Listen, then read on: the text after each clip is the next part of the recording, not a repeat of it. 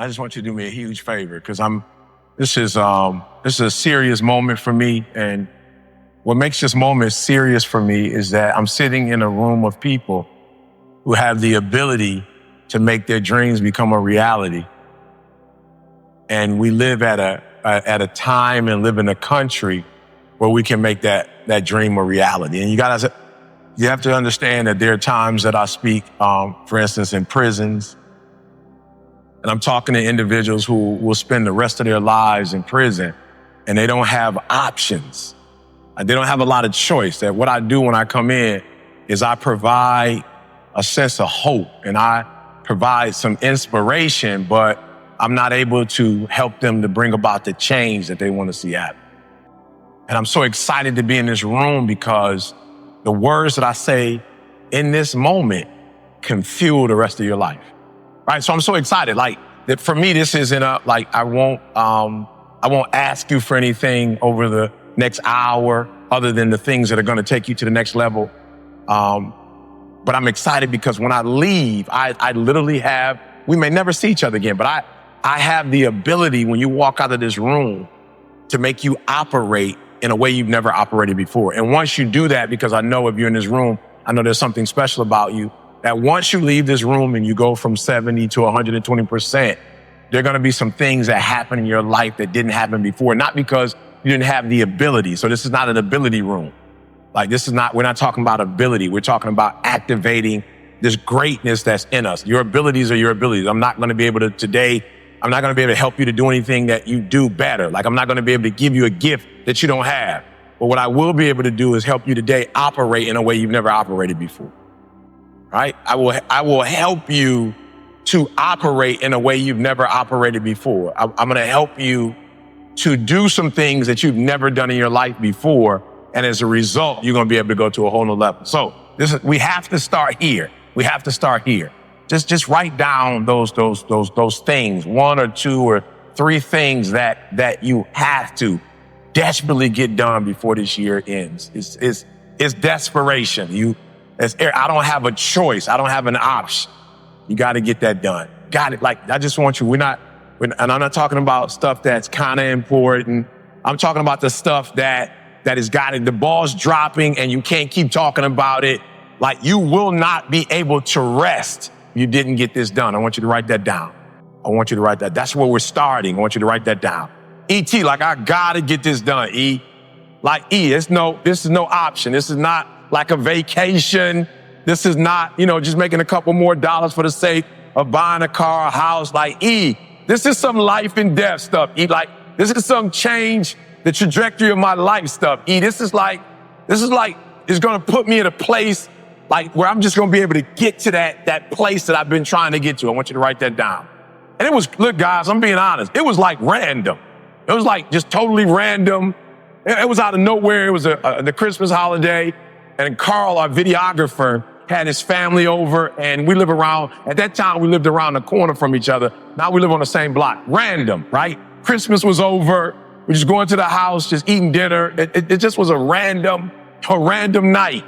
And somehow we got to talking, and Carl's wife is from Barbados, and she didn't have citizenship. So unfortunately, she was in the States without citizenship, and so she had to stay in school in order to eventually get her citizenship. So she did her master's degree, she was in her PhD, and it was weird. It was just like, yo, E.T., I don't know how it happened, but it was like, yo, E.T., my wife is going to get her degree before you get yours, right? I'm an American citizen. Like, I'd already been in the program for a few years, and, and it was, I don't know, but have you ever heard, like, when it's your time?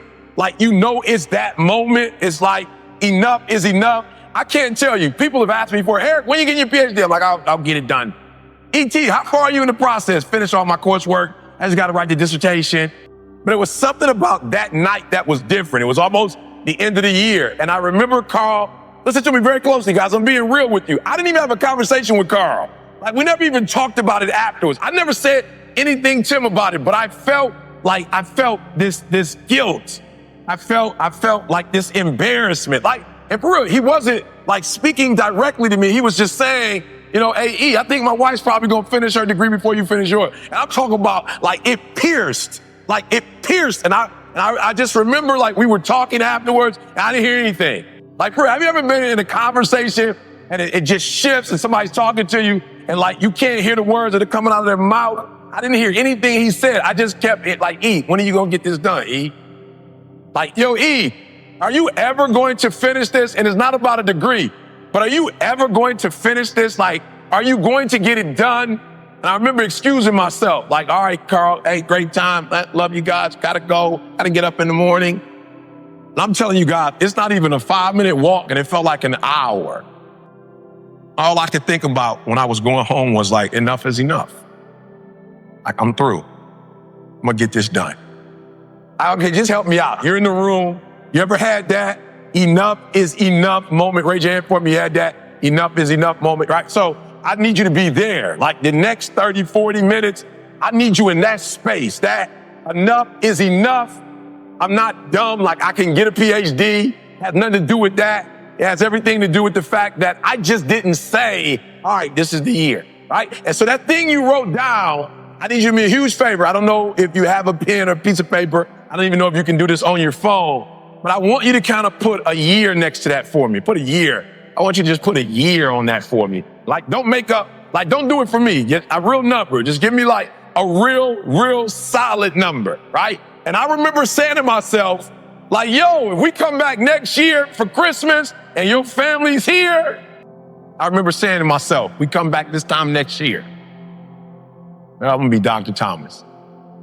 We come back to your house next year. As a matter of fact, I will pay for your parents to come. Like, I want to reinvent this whole like scenario again next year. Like, I want everybody here. Let's do the same meal. Let's sing the same songs. Let's Twilight Zone this thing out. I want it to be exactly like it was, except for this time, I want you to say Dr. Thomas. Like, this is going on in my mind. I'm not having a conversation with anybody. And I'm saying like, this is it, guys. This is it. And so I put a date on it. I put a date. I said 2015. 2015, we're not going to have this conversation. 2015, this time next year, I'm finished. It's done, right? Good. So now I need you to do me a favor. I need you to put a month next to it. Yeah, I need you to put a month next to it now. You got January all the way to December. I need you to put a month on it for me. Give me a month. Yeah, I need you to put a month on it for me, right?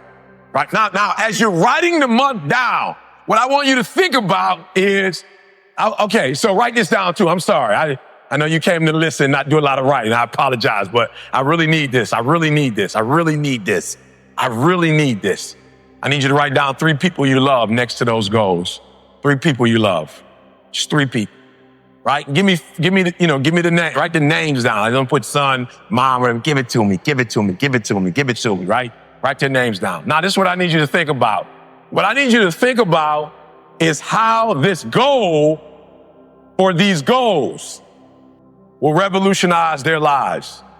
Like, I really want you to think about, okay, you can do this later. When you get home, you can do this later, but I want you to write down for each one of them, give me 3 ways. Please do this when you get home. If you really love them, like you say you love them, when you get home, I need you to write their names down. And I need you to write down when you get to this place, when you finally make this thing happen, how is it going to empower them? How is it going to change their life? And all I could think about is, wow, if I get this PhD, like I can just like change the zeros. Like I just remember thinking like there were doors that were closed to me in the United States of America, right? Because of the nationality that I come from or the part of town that I come from. And I specifically remember people picking other people over me for speaking engagements that weren't as good as I was. I remember people using the excuse of you're not qualified enough. And I remember the PhD, we're gonna solve all of that. Like no more ET ain't qualified, no more like we're gonna pick this bird over this bird. Like nope. This PhD is going to open doors for me that were once closed, which means it's going to open doors for my daughter, which means it's going to open doors for my wife, which means it's going to open doors for my mother, which means it's going to open doors for CJ, which means it's going to open doors for Carl. And so every day when I woke up, I remembered the people that this degree would affect. And so the days I did not feel like studying, the days I did not feel like writing, The days I wanted to sleep on the plane, I thought about CJ and his family. I thought about Carl and his family. And I said, E.T., keep going. Listen to me very closely. The reason why you stop and start, and you stop and you start, and you stop and you start, is because the goal is not meaningful enough. There's something about the goal that if you quit, it's not going to hurt nobody. If you quit, it's not going to change nothing. If you quit, it's not that deep. Look, this is what I need you to do. So immediately when I left that house and I made up in my mind that I was going to get the PhD, I remember immediately doing a TGIM saying, all right, it's over. It's over. A year from now, I will be Dr. Thomas. And I just didn't speak it into the atmosphere. I spoke it to people who would hold me accountable. Write it down. Write it down. Who's going to hold you accountable? Who's going to hold you accountable? Who's that person? Who's that person? And some of you have been a part of the real estate program. Some of you just come to hear me. When you leave, I need you to call that person, that guy, that young lady, that mother or that father. Like, I need you to call that person and say, well, I got to do these 3 things before this month and before, yeah. And this is who I'm doing it for, and this is why I'm. So just somebody real quick over here, because we got to make this real. Somebody over here real quick. We got to make this real. Somebody tell me who's that person you're calling over here. Who's that person you're calling? Who's that person that on this side, that person who's going to hold you accountable? Who's that person? You've identified that person. As you raise your hand for me, tell me who that person is. Yes, sir. Who's that person? Good, good. Look, I need you to hear me. Here's the last step and we're moving forward. The last step is I need you to identify that person. And I identified that person. After I went on YouTube and said, hey, guys, marching. Matter of fact, I turned it into an event. Listen to me very closely. I rented out a space. I put the deposit down. Tasted the food. Like we did a tasting. I decided what food we were going to eat. The linen. We had to decide what linen. This is 8 months before I even graduated. Never forget, one of the professors came to me and said, E.T., there's a lot of paperwork to fill out. We got about 2 or 3 months left, and I'm just going to be honest with you. You waited on some things because you weren't in school, and now you're back, but I just don't think you're going to be able to make it happen. And I laughed. I chuckled.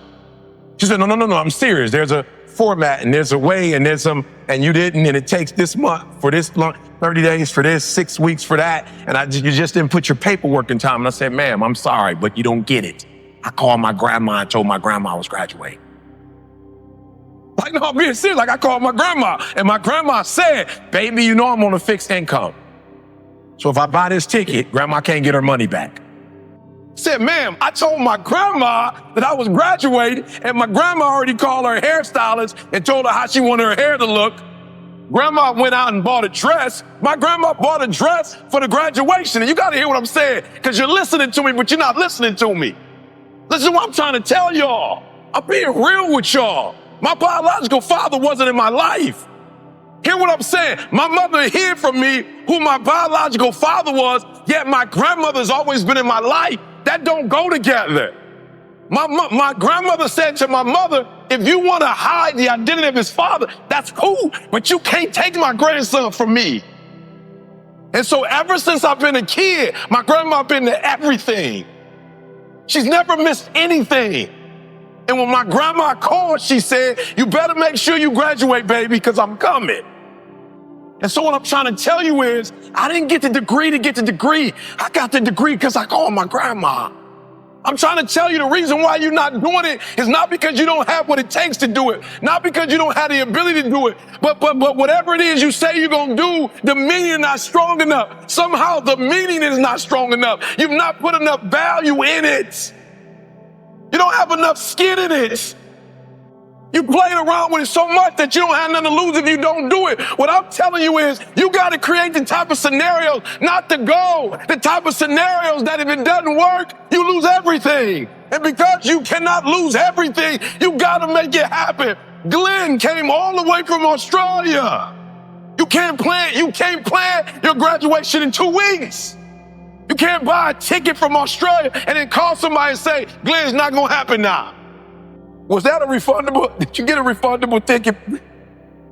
So I need you to put some value, because if you put 120% value in it, 120% meaning in it, and you get 120% accountability on it, every single goal you write down is going to happen.